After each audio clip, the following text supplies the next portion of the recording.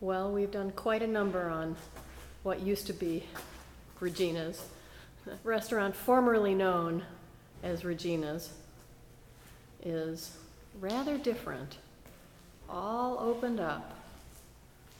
Boris and his crew were unbelievable.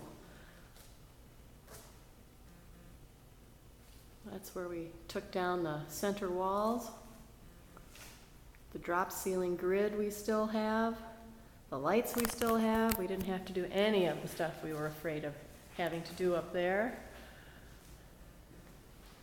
Boris is coming with clean white plain tiles tomorrow.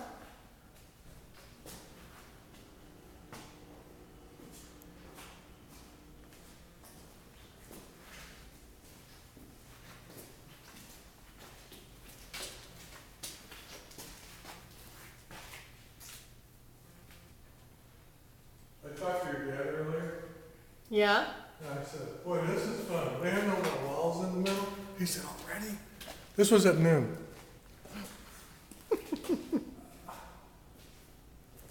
And Boris is such a con artist.